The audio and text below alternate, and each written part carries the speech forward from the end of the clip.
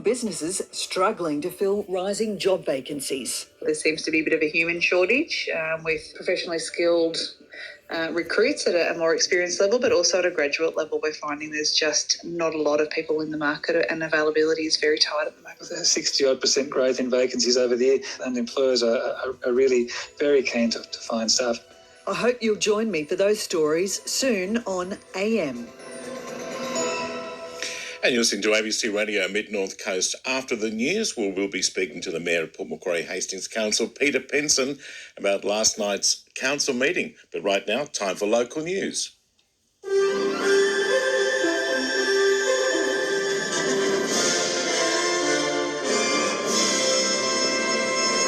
20 degrees in Coffs Harbour and 18 in Port Macquarie.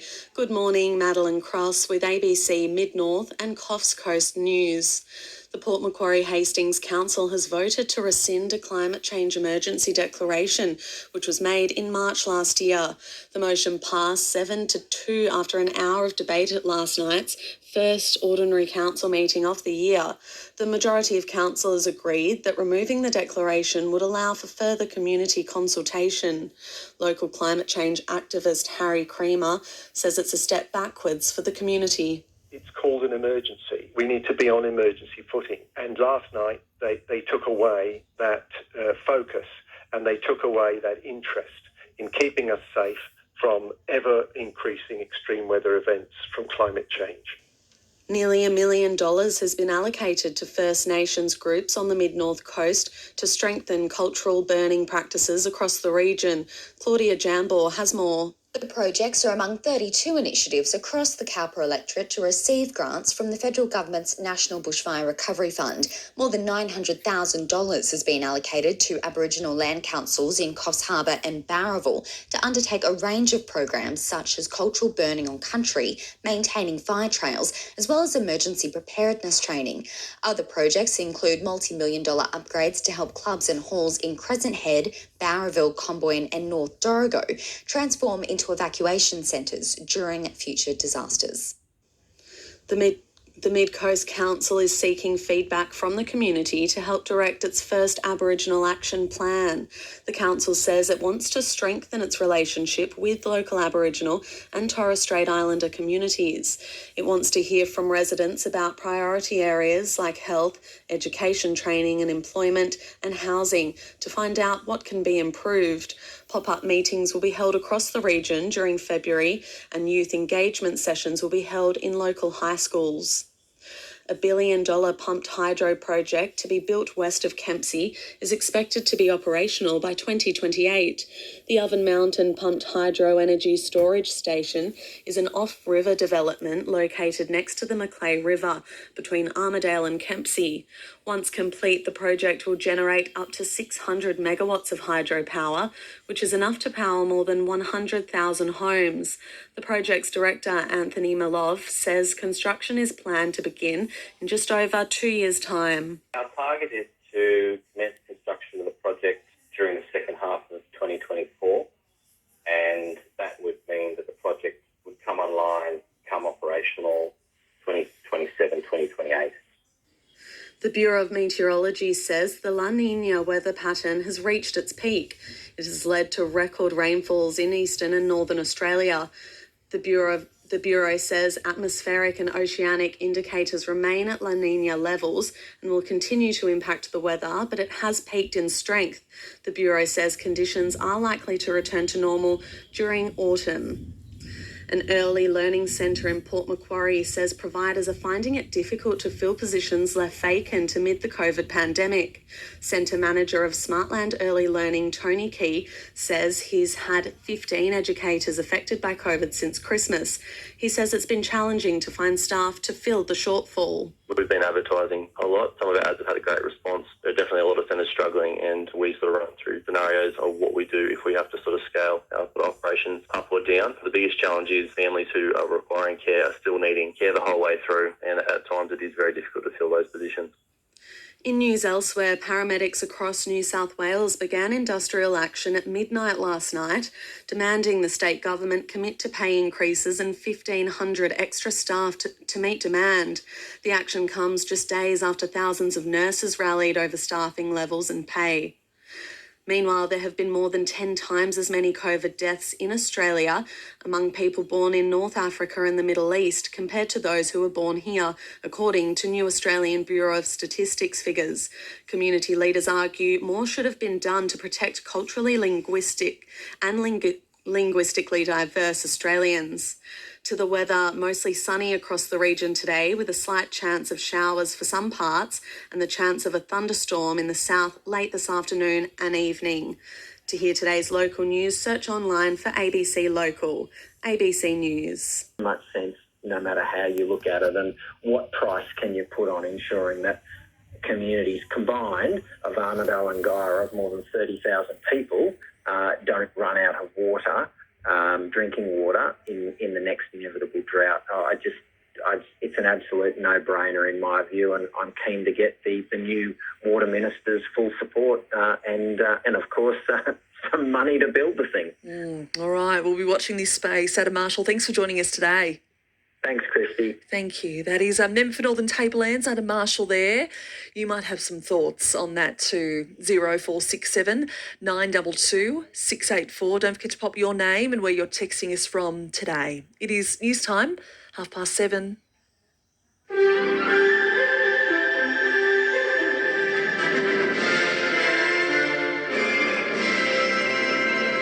ABC News for New England Northwest. Good morning, I'm Kemi Maguire. A man remains in hospital in a serious condition after being backed over by a 4-ton truck in the state's northwest. It happened at a construction site about 30 kilometres north of Moree at about 5 p.m. yesterday evening.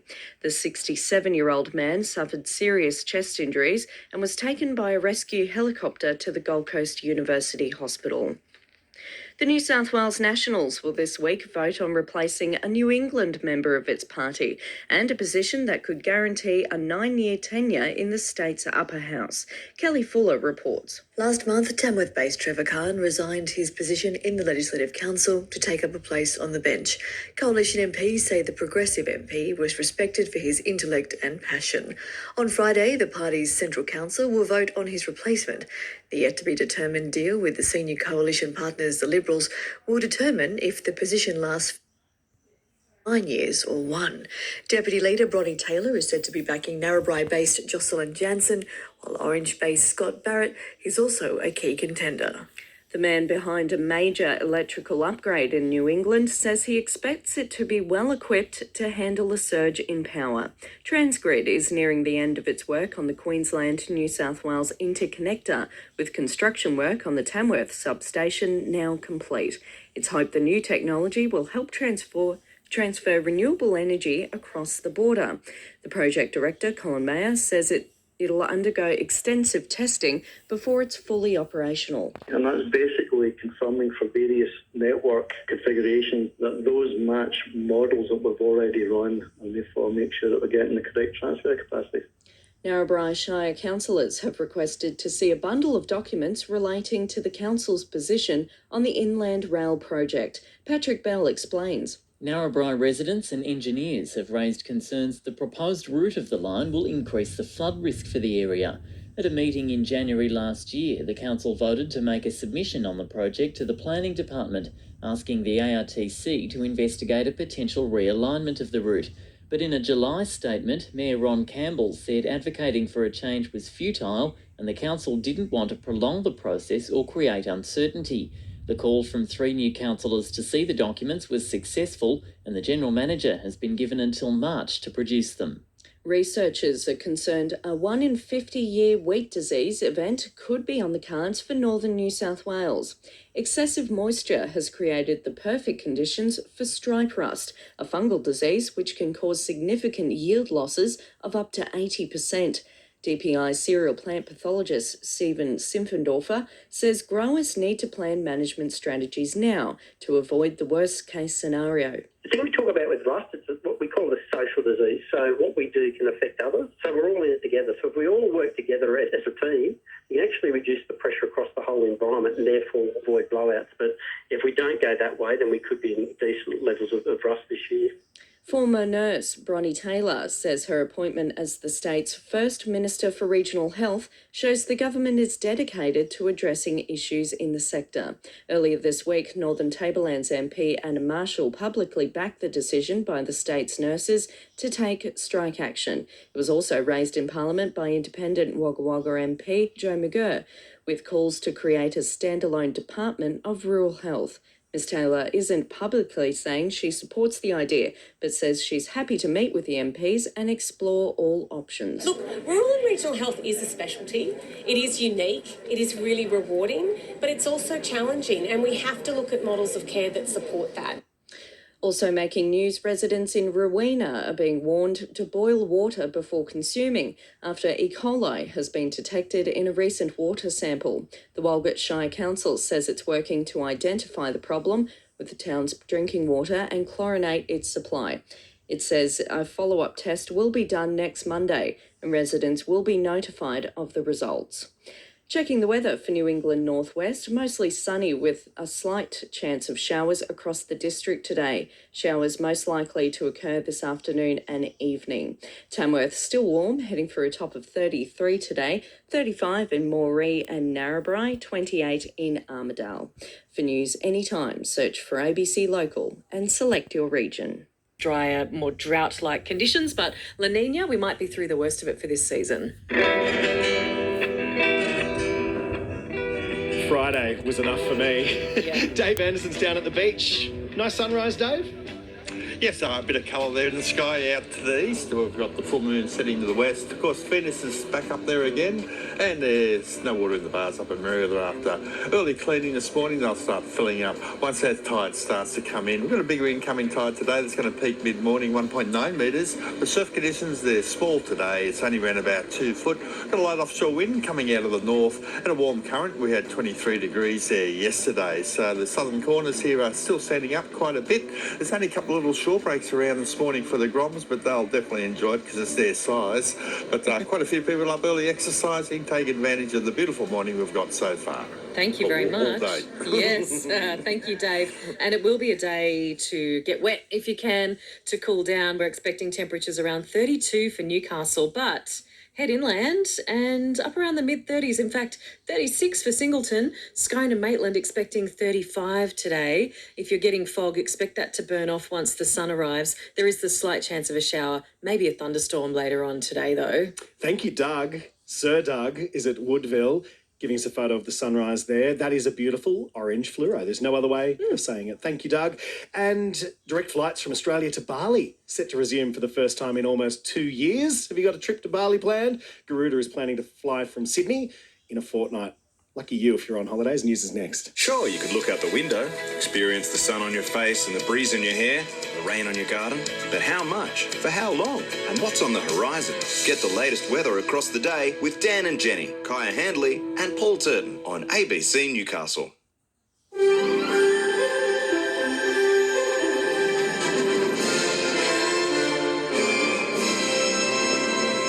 Good morning, Liz Farquhar with ABC News. A search is expected to resume today for the remains of a swimmer who was killed in a shark attack at a Sydney beach yesterday. Emergency services were called to Little Bay Beach in Sydney's southeast yesterday afternoon after witnesses rang 000 saying a big shark had eaten a swimmer. Paramedics say the person suffered catastrophic injuries and there was nothing they could do to save them. A search was launched with rescue helicopters and jet skis, with police saying human remains had been found in the ocean. Randwick Mayor Dylan Parker was at the scene, describing it as chilling. Today, council, police and a joint group will be out looking for the remains, and the search will continue to make sure that we will secure all of the body parts of the victim. An aged care expert says the closure of a Lake Macquarie nursing home and another in the Snowy Mountains area will cause devastating flow-on effects. Southern Cross Care New South Wales and ACT says it can no longer run its homes at Swansea and Bombala in the snowy region with an appropriate standard of care. It says staff are exhausted and have left after working double shifts and copping abuse over cuts to visiting hours because of COVID. A total of 40 residents need relocating, and Professor Joseph Ibrahim says it's a distressing outcome. I think it's tragic for all concerned. Most people would think that it's a simple task of you just moving house, but it's far from that. And so I think that we have now possibly another consequence related to the pandemic. Hunter health authorities say school-aged children are making up around half the region's positive cases reported via rapid antigen tests. The Hunter continues to record the highest number of COVID cases of any region in the state, averaging between 1,000 to 1,500 each day. Public health physician Dr David Durheim says now that rats are readily available through schools, cases that might have been missed are being picked up. 50% of those rat-confirmed cases are in children or adolescents. We see a spike at the beginning of each week, and for some reason, Hunter New England is seeing more cases, even though the pattern is very similar across the state. Just days after thousands of nurses walked off the job across New South Wales, paramedics are today also taking 24 hours of industrial action. They say they're refusing to leave their allocated workstations to fill roster gaps at other locations. The action started at midnight last night. Brett Simpson is an intensive care paramedic and delegate with the Australian Paramedics Association. He says, like nurses, paramedics need to make a stand about pay and conditions. The government has really failed to come to the table in delivering the extra 1,500 paramedics that we need in New South Wales, and has also really failed in having any genuine discussion on wage reform for our paramedics. We are the lowest paid paramedic workforce in the country. Former New South Wales Police Commissioner Mick Fuller's facing concerns he breached anti-corruption rules by not declaring ties to the horse racing industry. An ABC investigations discovered Mr Fuller and several senior police co-owned racehorses with two businessmen who became embroiled in criminal investigations or won lucrative police contracts. He didn't declare the shares to the state government, but says he never broke any rules. Patrick Sadie, a former commissioner at the police watchdog, the Law Enforcement Conduct Commission, says any racing interests should have been fully disclosed. An independent body needs to look at the matter and investigate. That would be far preferable than the police investigating themselves. Certainly there's serious allegations, and there's serious allegations against senior members of the New South Wales Police Force. A Hunter Valley man who's been camped outside his local council chambers for more than 3 weeks over a land dispute says he'll stay until it's resolved. Derek Edwards wants Dungog Council to remove a temporary access road that was built across his Lewensbrook property in 2015 after floodwaters washed away the nearby Torryburn Bridge. Mr Edwards says with the bridge repaired, there's no need for the road anymore and he wants it removed. I've been camped here 23 days and I intend to stay here until it's sorted out. Absolutely sheer frustration. We've been going now 7 years on this issue. I've just had enough. I need to get it sorted out. We want to get on with our lives. The Hunters' weather today hot, mostly sunny and the chance of fog early this morning and the slight chance of a shower or thunderstorm. 32 the top for Newcastle. It's 19 in the city now.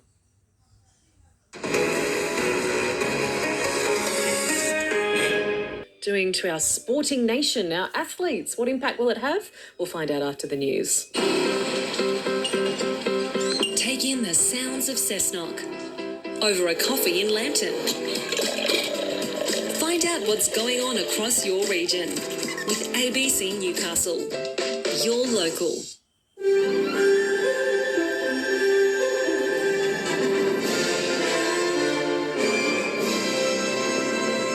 Good morning, Liz Farquhar with ABC News. Several beaches across Sydney's east have been closed after yesterday's fatal shark attack at Little Bay, the city's first fatal attack since 1963. Emergency services were called to Little Bay Beach late in the afternoon after witnesses reported a swimmer being attacked by a big shark. A search was launched and police discovered human remains in the water. New South Wales Ambulance says the person had suffered catastrophic injuries and couldn't be saved. Beaches including Little Bay, Malabar, Maroubra, Coogee, Clovelly and La Perouse have been closed for 24 hours, with council lifeguards on patrol for any further shark sightings. The owner of a Hunter Valley solar farm says coal workers won't have an easy transition into new jobs in the Hunter Central Coast Renewable Zone.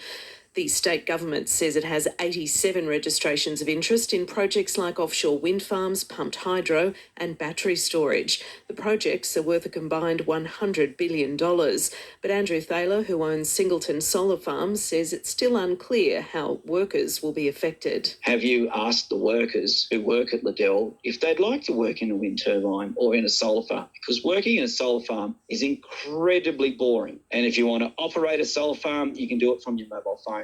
I think that it's a clever strategy by government to continue to announce to make it look like they're doing something when they actually are not. High coal prices and strong demand have cushioned the financial blow of China's unofficial ban on exports out of Newcastle for mining giant Glencore.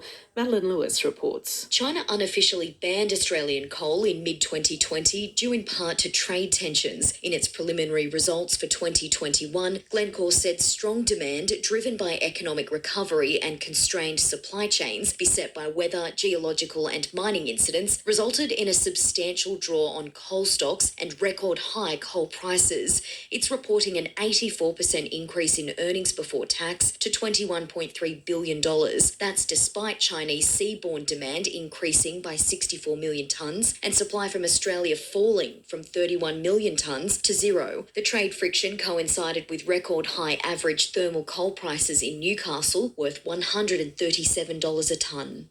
Labor's thrown its support behind a call for the establishment of a standalone rural health department.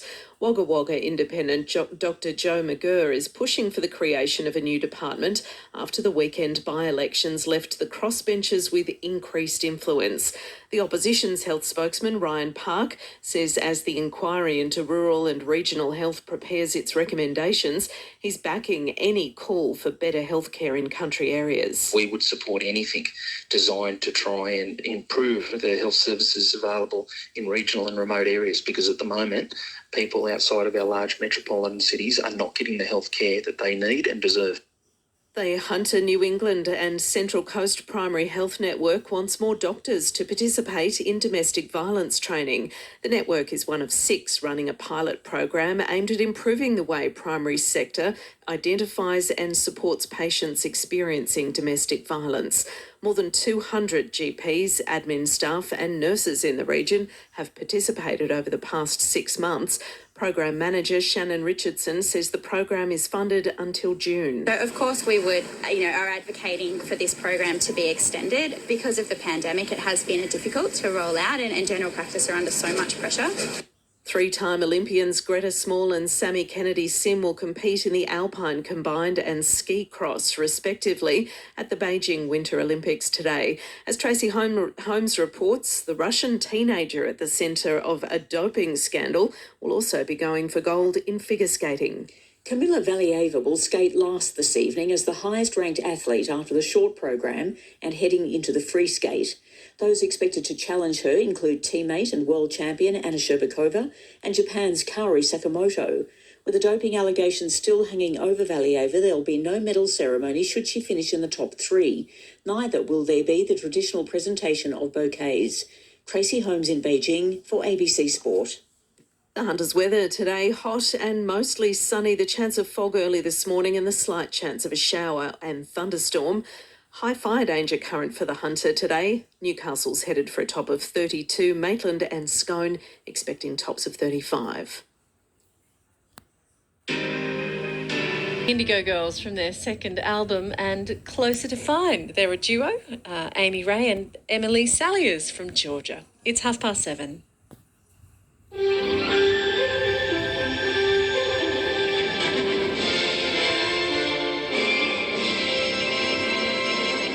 morning, Hannah Ross with ABC North Coast News. The Teachers Federation says it has been left in the dark by the state government about the future of COVID-19 safety measures in schools. The government's back to school plan involves all teachers and students having rapid antigen tests twice a week for the first 4 weeks of term to monitor for COVID-19. But Teachers Federation Regional Organiser Ian Watson says the union hasn't been told whether the testing regime will be extended beyond next week. He says the state government needs to improve communication with schools to reassure teachers, students and their families.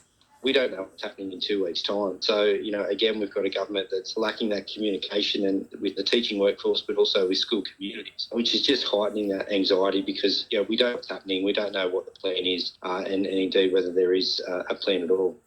Rouse councillors have voted for further reports into the proposed dam near Darnoon to be completed. The project was taken out of the Future Water Strategy over a year ago without cultural and environmental studies being finished. The dam was one of the first items on the agenda when the New Look Rouse County Council met yesterday. New Chair Robert Mustoe says councillors voted 6-2 for the dam to be included on the list of water security options.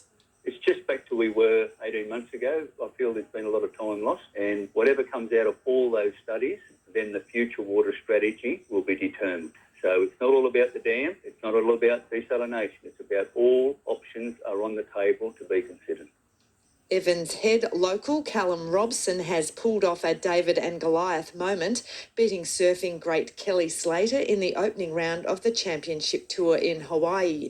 The surfing giant, who's currently ranked #1 in the world, was relegated to the elimination round after 21-year-old Robson scored big in the dying minutes of the heat. WSL judges gave Robson a score of 9.83, bringing him into second position behind the wildcard Baron Mamiya.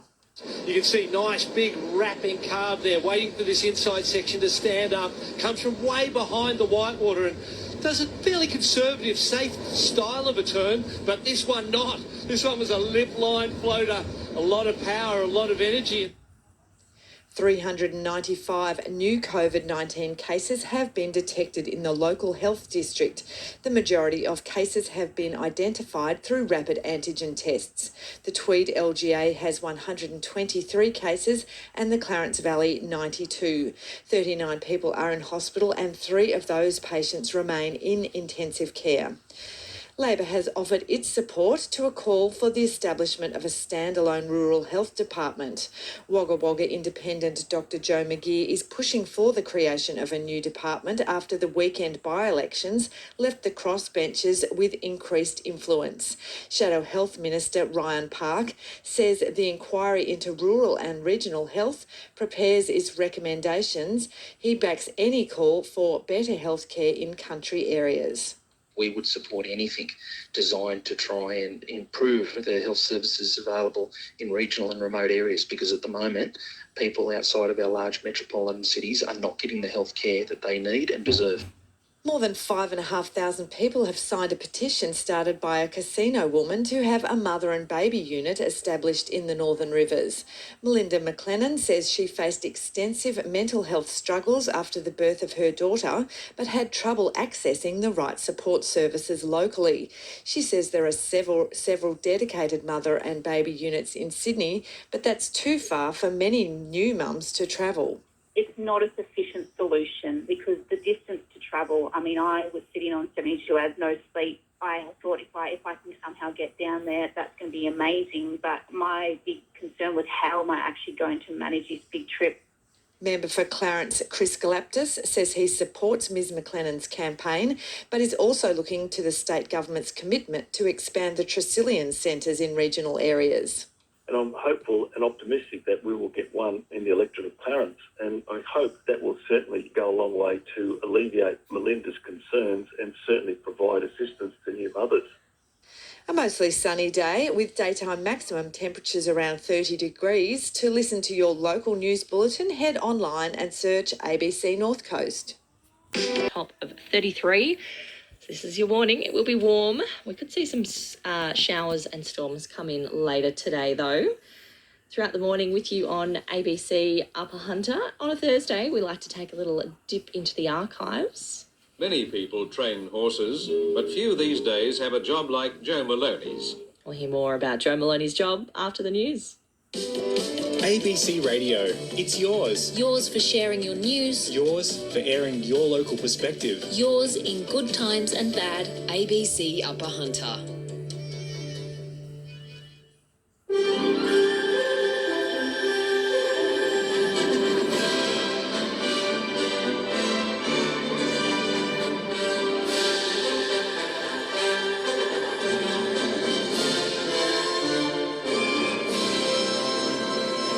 Sydney beaches close after the city's first fatal shark attack in almost 60 years. Staff shortages and COVID stress blamed for a Lake Macquarie nursing home closing, and the big move to the regions, the latest data on regional migration in Australia. Good morning, it's 7 o'clock. Liz Farquhar with ABC News. Police will today return to the scene of yesterday's shark attack at a Sydney beach as they attempt to recover the victims' remains. As Jean Kennedy reports, it's the city's first fatal attack in almost 60 years. Police and paramedics rushed to Little Bay Beach yesterday afternoon after frantic witnesses rang saying they'd seen a swimmer being eaten by a shark. An extensive search was launched with rescue helicopters and jet skis taking to the water before police made the grim discovery of human remains. Botany fisherman Romy watched the scene unfold. Well, I'm shaking. I keep vomiting. He just went down for a swim, enjoying the day, but the shark took his life. Randwick Mayor Dylan Parker. Chilling occurrence on our coast, absolutely horrifying. It's the first fatal shark attack at a Sydney beach since 1963. Beaches from Clovelly through to La Perouse have been closed for at least 24 hours. The Department of Primary Industries has described the shark attack as tragic. It's also offered to deploy smart drum lines in the area. The son of a woman needing relocating from her soon-to-be-closed Lake Macquarie nursing home says his mum was so distraught hearing the news she could barely speak. Aged care homes at Swansea and Bombala in the Snowy region are closing. Operator Southern Cross Care New South Wales and ACT says recruitment drives for staff have failed, with existing staff leaving, suffering from pandemic-related exhaustion. Russell Stinson's mum has been in the Swansea home for more than 7 years and never expected to be moved. I am a little bit devastated, firstly because it's mum's home. It's been mum's home for that amount of time. Apparently she was so upset that she doesn't want to talk to anyone. Because really, in reality, these are their friends and family. They're the ones you communicate with, you have dinner with each night, sit down and play bingo with it, or cards. A peak aged care body says more needs to be done to keep older Australians safe from COVID. Danuta Kazaki has more. Federal health bureaucrats yesterday told a parliamentary committee 2022 has already been the deadliest year for aged care residents since the start of the pandemic. The Chief Executive of Aged and Community Services Australia, Paul Sadler, says older Australians are the ones dying from COVID. It is older people who are bearing the brunt of this, whether they're living at home or they're in residential aged care. Mr Sadler says Australia must do better nationally. We have called for the establishment of a National Aged Care COVID Coordination Centre. He says the Aged Care Minister should be a standalone portfolio and in federal cabinet to give it more importance. New data shows there have been more than 10 times as many COVID deaths in Australia among people born in North Africa and the Middle East compared to those who were born here. Community leaders argue more should have been done to protect culturally and linguistically diverse Australians who are more vulnerable because they're more likely to have an underlying chronic illness and miss out on important health information. But the Health Department's Lucas Detoka has told a Senate Estimates Committee the government's been engaging with diverse groups. We've done a lot of targeted specific work with those communities and have shown actually incredible leadership in self-organising and working with both levels of government to manage cases but also improve vaccination rates. Hunter Public Health physician Dr. David Durheim says the take-up of COVID booster shots in the local community is still nowhere near high enough. As the region continues to record more than 1,000 new COVID cases each day, less than half of those eligible for a third vaccine dose have chosen to have it. Dr. Durheim says it's mostly younger adults that are dragging the numbers down. Those third doses are lagging behind, and we're seeing that in the group of folks 70 years and above, fantastic uptake. People in that old age group are definitely at greater risk, but there's plenty of scope for younger folk to make sure that they're adequately protected as well. The owner of a solar farm at Singleton says the Hunter's energy industry can't transition into renewables if it keeps exporting coal. Andrew Thaler is critical of the state government's announcement of $100 billion of registered interest in renewable projects. He says the workforce in the Hunter Valley needs clarity on whether mining will continue. All those coal trains heading to Newcastle is to export coal. So we could convert New South Wales to be 100% renewable energy, but we haven't stopped exporting the coal. So it's not really a transition if you're going to keep doing the same thing. Melbourne and Sydney accounted for 99% of the net migration away from capital cities last year as people continue to move to regional areas. The Regional Australia Institute's latest Movers Index indicates migration to regional areas has doubled from pre-pandemic levels, with states such as South Australia and Queensland receiving the bulk of the new residents. Large coastal centres close to capital cities continue to prove popular. The Institute's chief economist, Dr. Kim Horton, says the exodus is likely to continue. COVID's really flipped Melbourne to look more like Sydney. So each quarter there's more people leaving Melbourne for regions than there are coming to Melbourne from. So those two of our larger cities will probably continue to account for a significant number of those outflows for some time to come. Former New South Wales Police Commissioner Mick Fuller is being accused of breaching anti-corruption rules over his undeclared ties to the horse racing industry. Sean Rubenstein Dunlop from ABC Investigations has this exclusive report. An ABC investigation has revealed Mick Fuller and several senior officers didn't declare their shares in racehorses to the state government. They co-owned horses with two businessmen who became embroiled in criminal investigations or won multi-million-dollar police contracts. The state government is considering Mr Fuller for the board of horse racing body Racing New South Wales. It's now being urged to announce an independent investigation into the revelations. Mr Fuller says he broke no rules and has been cleared of wrongdoing over the contracts. His successor, Commissioner Karen Webb, says any alleged misconduct will be investigated. A visiting US general has backed Australia's decision to spend billions on new American tanks, saying they're essential for future conflicts. General Charles Flynn, who commands the US Army in the Pacific, has flown to Canberra for talks on closer cooperation and training opportunities. He says he's pleased to see the Australian Army is modernising with billions of dollars worth of new fighting vehicles and tanks. I believe that in the future, for a peer or near peer fight, that the impact of combined arms maneuver, particularly in dense urban areas, you're going to want armor forces. You're going to need tanks.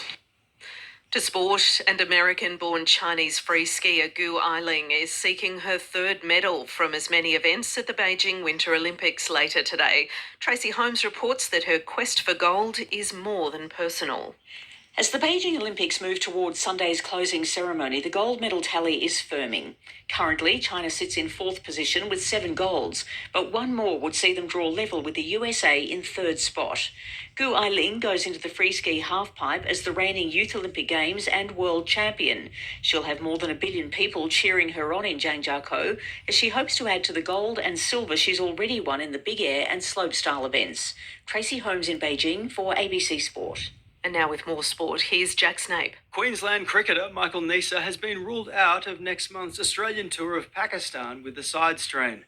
The 31-year-old fast bowler picked up the injury playing in domestic one-day cricket on Monday.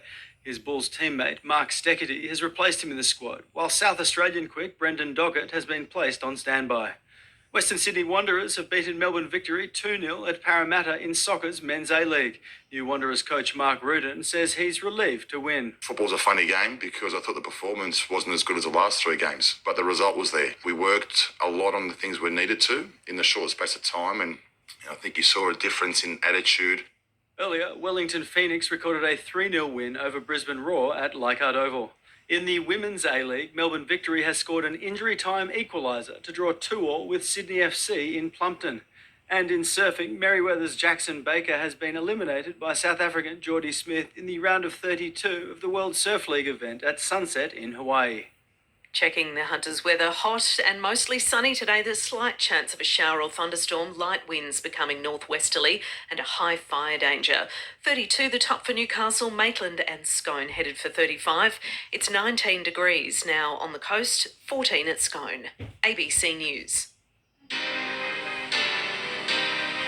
Amelia Bernasconi on ABC Upper Hunter. ABC Upper Hunter.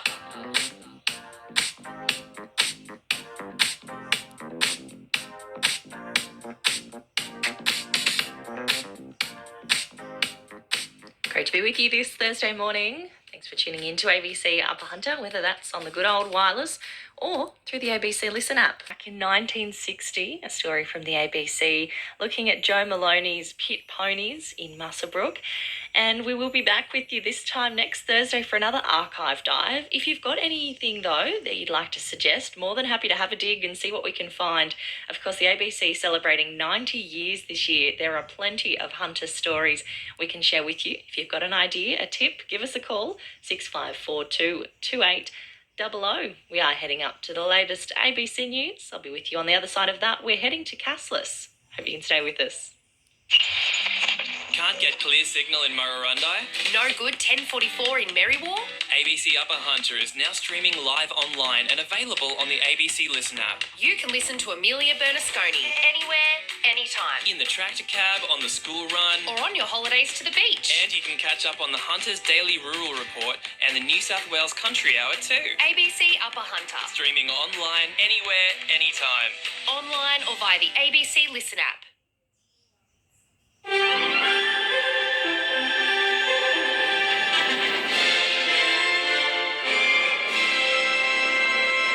Good morning, Liz Farquhar with ABC Hunter News. An aged care expert says the closure of a Lake Macquarie nursing home and another in the Snowy Mountains will cause devastating flow-on effects. Southern Cross Care New South Wales and ACT says it can no longer run its homes at Swansea and Bombala with an appropriate standard of care. It says staff are exhausted and have left after working double shifts and copping abuse over cuts to visiting hours because of COVID.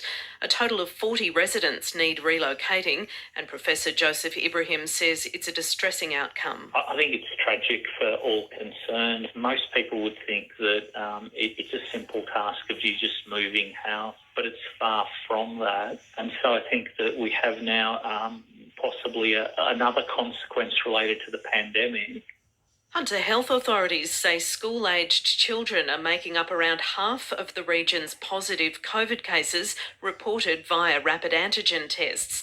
The Hunter continues to record the highest number of COVID cases of any region in the state, averaging between 1,000 to 1,500 each day.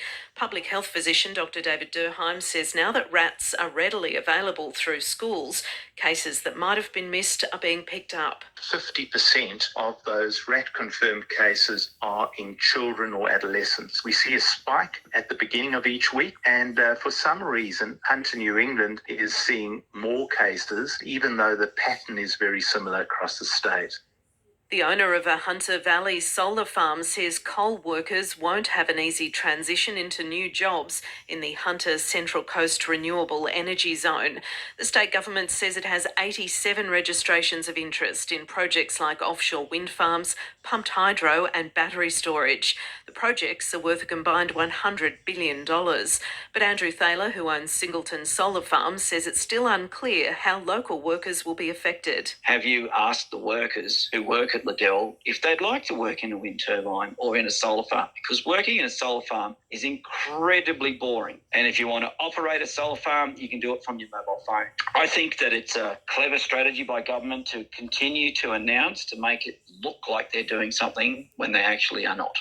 Chairman of Hunter-based coal miner Malabar Resources, Wayne Seabrook, says his company is on the front foot when it comes to renewables. We've already been obviously doing a lot of work on renewable energy and have already received development consent for building a 25 megawatt solar farm. Some of the elements that the government is probably yet to release regarding how the res will unfold. A Hunter Valley man fighting to have a temporary access road removed from his property says a meeting with council yesterday still hasn't resolved the impasse. Derek Edwards has been camped outside Dungog Council chambers for 23 days and says he won't move until council agrees to remove the road. It was built in 2015 when floodwaters washed away the Torryburn Bridge, and Mr Edwards says his goodwill gesture to allow the temporary access has cut his property in half. He says council seems keen to resolve the dispute but are yet to make an offer. We did the right thing at the beginning. It's not about the money for us. It's just about helping out the community. That's what we did it for. Our community needed help and we offered to help. We just want this over and done with. The organisers of a domestic violence pilot program says it's empowering GPs to ask their patients personal questions that could help identify victims. More than 200 GPs, admin staff and nurses in the Hunter New England Primary Health Network have participated in the program over the past 6 months. Program manager Sharon Richardson says evidence shows patients are more willing to disclose information if health professionals ask questions like whether they feel safe at home. What we do know from the research is that women will not be offended if you ask and they get it wrong. Women are glad that practitioners or anybody is looking out for women's welfare and safety, and you can kind of see GPs really kind of feel quite relieved about this. Merewether surfers Jackson Baker and Ryan Callanan have been eliminated in the round of 32 at the World Surf League event at Sunset in Hawaii. Baker led early after 2 solid waves, but 2 back-to-back high scores from South African Geordie Smith secured his passage into the next round. Callanan was knocked out by Brazil's David Silva. Fellow Novocastrian Morgan Siblick is trailing in his heat now. The Hunters weather hot, mostly sunny, a top of 32 for Newcastle.